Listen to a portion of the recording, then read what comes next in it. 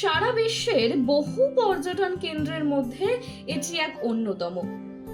বহু পর্যটকেরা বিভিন্ন সময় জড়ো হয় এই জায়গায়। আর যেই জায়গার নাম আপনাদেরকে কাছে তুলে ধরবো তা হলো বুদ্ধগয়া। কি কি দেখা রয়েছে সেখানে তাই আজ আপনাদের শোনাবো। বুদ্ধদের পবিত্র ধর্মস্থান বুদ্ধগয়া দেশ বিদেশের বহু পর্যটকদের আকর্ষণীয় জায়গা হলো এই বুদ্ধগয়া। প্রতি বছর বুদ্ধ পূর্ণিমার সময় দেশের বহু প্রান্ত থেকে মানুষ আসে এই বৌদ্ধ মঠে বুদ্ধ পূর্ণিমা উদযাপন করতে। এই মঠের মূল আকর্ষণ হলো মহাবোধি মন্দির, যেখানে গৌতম বুদ্ধ সিদ্ধি লাভ করেছিলেন। তাই বৌদ্ধদের কাছে এই মঠের বিশেষ গুরুত্ব আছে। বুদ্ধ পূর্ণিমার পবিত্র দিনগুলিতে শুধু বৌদ্ধ ধর্মাবলম্বীরা নয়, দেশ বিদেশ থেকে পর্যটকেরাও ভিড় জমান এই পর্যটন কেন্দ্রে আসতে। 18 শতকে বোধগয়া নামে পরিচিতি পায় এই স্থান। মহাভারতে উল্লেখিত নিরঞ্জন নদীর পাড়ে এই ধর্মস্থানের প্রথম বৌদ্ধ মন্দির নির্মাণ করেন সম্রাট অশোক। বৌদ্ধ মন্দির বিহারের নামে সেই দেবালয় এখানকার অতি পরিচিত মহাবোধি বৌদ্ধ মন্দির। 19 শতকে স্যার আলেকজান্ডার ক্যানিংহামের নেতৃত্বে মন্দির পুনঃস্থাপনের কাজ শুরু হয়।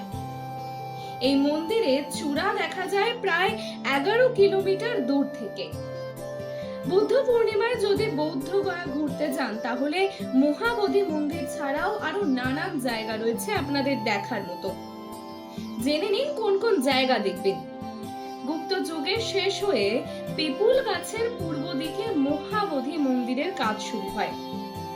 এই মন্দিরের ভিতরে সোনার জল করা কোষ্ঠী পাথরের উমিস্পর্শ মুদ্রায় বুদ্ধের বসে থাকার মূর্তি তৈরি করেন পাল রাজারা। দিনের পড়ন্ত আলোয় মহাবোধি মন্দির চত্বরে বসে থাকলে সত্যি মন জুড়িয়ে যায়। এখন তো এই মন্দির চত্বর জুড়ে রয়েছে 80 ফুটের বুদ্ধ মূর্তি। প্রার্থনা কক্ষ ফল্গু নদীর পাড়ে একটি বট গাছের নিচে 3 দিন 3 রাত ধ্যানে মগ্ন ছিলেন তিনি। বোধি সত্য লাভ করার পর বুদ্ধদেব 7 সপ্তাহ ধরে 7টি ভিন্ন স্থানে আবারও ধ্যান করেন। শোনা যায় নির্মাণ লাভের পর দ্বিতীয় সপ্তাহটি পাঠিয়েছিলেন এই প্রার্থনা কক্ষের স্থানে। রত্নগড় চৈত্য নির্মাণ লাভের পর চতুর্থ সপ্তাহটি এই স্থানে কাটিয়েছিলেন গৌতম বুদ্ধ। মন্দিরের মূল প্রবেশদ্বার থেকে উত্তর পূর্বে রয়েছে এই রত্নগড় চৈত্য। এই স্থানে নির্বাণ লাভের তৃতীয় সপ্তাহ কাটিয়েছিলেন গৌতম বুদ্ধ। কথিত আছে 18 পা এগিয়ে 18 পা পিছিয়ে এই স্থানে 1 সপ্তাহ সময় কাটিয়েছিলেন গৌতম বুদ্ধ। পদ্মপুকুরের ষষ্ঠ সপ্তাহে কাটিয়েছিলেন পদ্মপুকুর চত্বরে। মূল মন্দিরের দক্ষিণে রয়েছে এই পবিত্র স্থান। রাজ্যতন গাছ গৌতম বুদ্ধের ধ্যান পর্বের শেষ সপ্তাহে কাটিয়েছিলেন সেখানে। স্থানের ধর্মীয় মহত্তা বোঝাতে একটি বৃক্ষরোপণ করা হয়। মন্দিরের দক্ষিণ পশ্চিমে রয়েছে স্থানটি। আজপাল গাছ গৌতম বুদ্ধের নির্মাণ লাভের 5ম সপ্তাহ কাটিয়েছিলেন এই প্রাচীন গাছের নিচে একটি সাদা পাথরের থালায় বার্মিজ শিলালিপিতে এই স্থানের মাহাত্ম্য বর্ণনা করা আছে।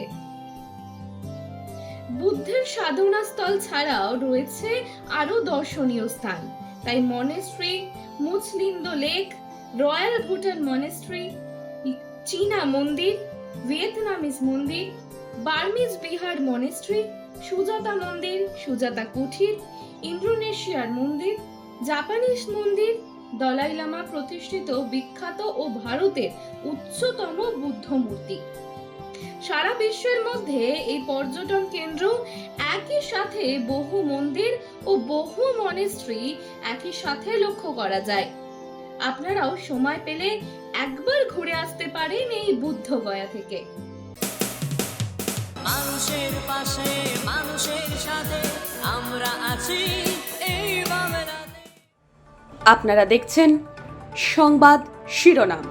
দেখলেন তো অনেক কিছু, এবার দেখুন নতুন কিছু।